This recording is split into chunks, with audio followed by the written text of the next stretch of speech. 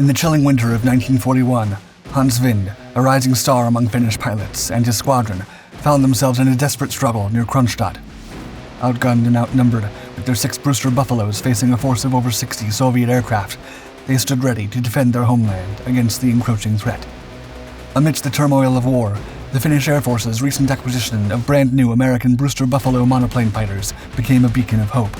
These aircraft, equipped with 4 powerful Browning machine guns and boasting a new monoplane wing design, arrived just as Finland was thrust into the fray alongside the Axis powers, locked in combat with the mighty Soviet Union.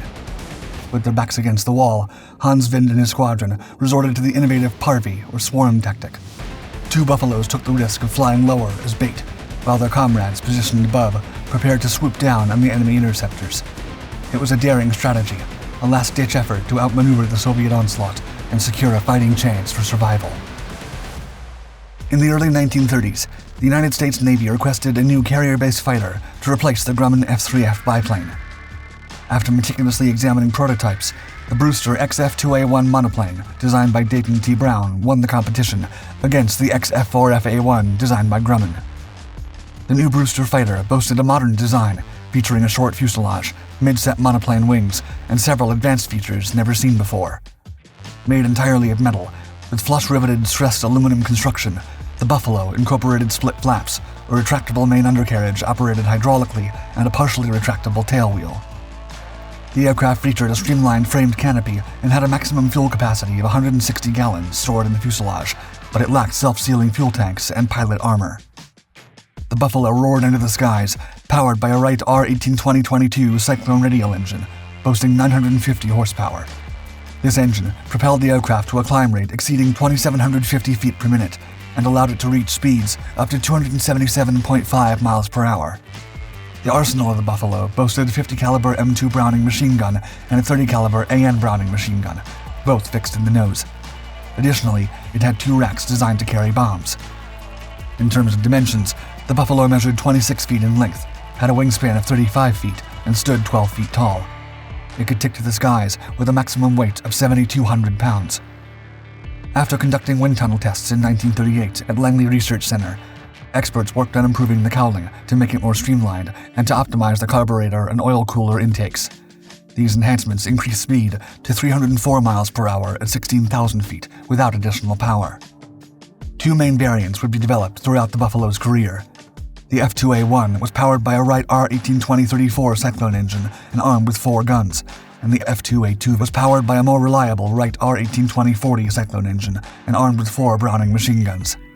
Lastly, there was the F-2A3, featuring a larger fuel tank, enhanced armor, and 2 underwing 100-pound bombs. Testing of the XF-2A1 prototype continued between January and June 1938. The chosen production engine was the modern Wright R1820-34, featuring an output of over 940 horsepower. In addition, the design came with a larger fin and 2 additional 50 caliber Browning machine guns. After pilots received the first F-2A1 aircraft, some problems arose.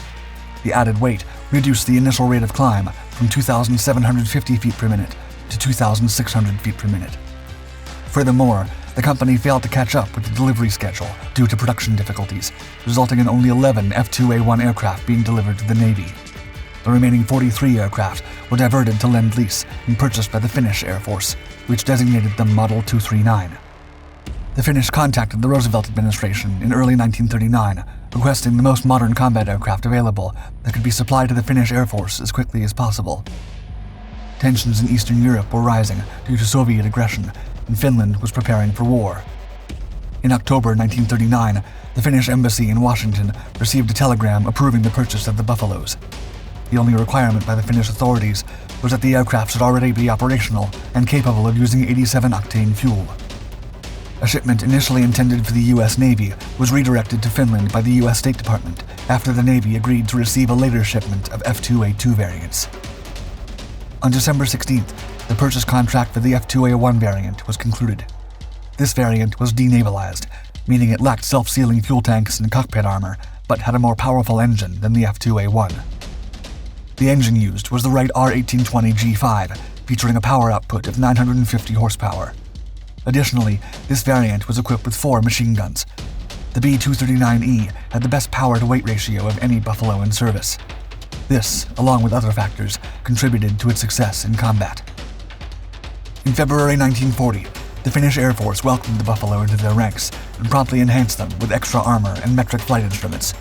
Though none of these aircraft engaged in combat against the Soviets during the Winter War of 1940, their time to shine came later.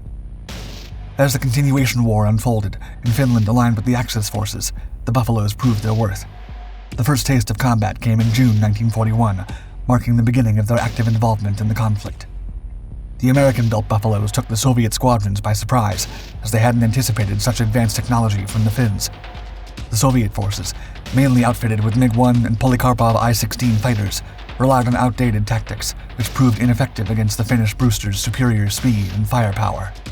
Finnish pilots quickly developed an affinity for the Brewster Buffalo, praising its ease of handling and reliability. The cooler Finnish climate also played a crucial role, mitigating the engine's tendency to overheat. The Buffalo soon boasted an impressive kill-loss ratio of 33. From 1941 to 45, Fighter Squadron 24, Flying Buffaloes, claimed over 480 Soviet aircraft destroyed, losing only 19 of their own. Specifically during the Continuation War, this unit accounted for 460 enemy aircraft, with a mere 15 of their own lost. The Finnish Buffalo's success was largely attributed to their use of the parvi or swarm tactic. Throughout the conflict, no Soviet pilot managed to effectively counter the maneuver. Hans Vind emerged as the top Finnish ace, credited with 39 victories, while flying with the renowned Fighter Squadron 24. This squadron achieved an extraordinary average of 42.5 victories per pilot, cementing its status as one of the most successful fighter units in history. The Finnish Buffaloes remained in service until 1948. However, as the conflict with the USSR intensified, they were gradually replaced by more potent German aircraft like the Bf-109G, better suited to the escalating violence of the war. In January 1940, the British examined over 30 Brewster Buffaloes that had been acquired by Belgium but were never shipped due to its swift surrender. The aircraft were then taken by the Royal Air Force, or RAF, and put to good use against the Luftwaffe. Nevertheless, RAF pilots criticized the aircraft for its lackluster armament, armor, lack of self-sealing tanks, and overall performance. Overheating and poor cockpit ergonomics were the last nails in the coffin for the British Buffalo. Coupled with the Buffalo's speed of just 323 miles per hour at over 21,000 feet, the RAF ultimately decided the fighter was ill-suited for the fight against Germany and dispatched them for use in the colonies and Commonwealth forces. Additional purchases were made, reaching a total of over 170 Buffaloes that were distributed between New Zealand and Australia for use against the Imperial Japanese forces in the Pacific. The Commonwealth Buffaloes were tasked with defending Malaya, Singapore, and Burma. As expected, the aircraft fared poorly under the intense tropical heat, with historian Dan Force stating, quote, "Their performance was pathetic." Additionally, the scarcity of support and spare parts for the Buffaloes contributed to their declining effectiveness. Nonetheless, resolute in their mission, Commonwealth troops made the best of their situation and engaged the enemy with unwavering determination. In the invasion of Malaysia in December 1941, the Buffaloes achieved some success, shooting down several Nakajima Ki-27 Nates.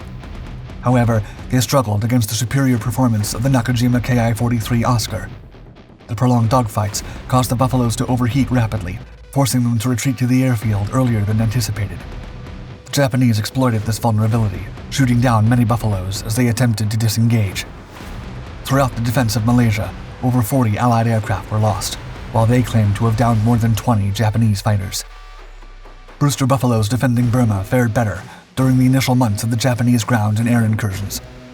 No. 67 Squadron of the RAF received 30 Buffaloes that engaged the enemy for the first time in late December 1941 against a formation of over 42 Ki-21 heavy bombers, 27 Ki-30 light bombers, and 30 Ki-27 fighters.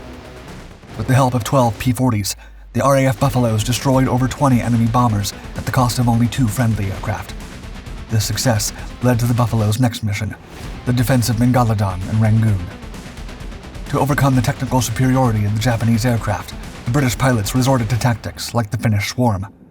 Flight Sergeant Vic Barg would exemplify the technique, saying, quote, "You had to come in from above, or at the same level at the very least, then dive away before they got onto you, because if they did get onto you, well, you were shot down." As Japanese forces expanded their control in Southeast Asia, the Dutch initiated their defense of the Pacific colonies. Around 70 brand new Buffaloes were dispatched to the Dutch East Indies to bolster their aerial capabilities. Dutch pilots skillfully employed these fighters to strike at enemy troop ships, achieving notable successes in certain engagements. During the aerial battle over Semplak on February 19, 1942, 8 Buffalos confronted a formation of 35 Japanese bombers and 0 fighters. By the conclusion of the skirmish, Dutch pilots claimed to have downed 11 enemy aircraft, although they suffered the loss of 4 of their own. The only American Buffalos to engage in combat were from the United States Marine Corps VMF 221 Squadron. They set sail from San Diego to Pearl Harbor aboard the USS Saratoga on December 8, 1941.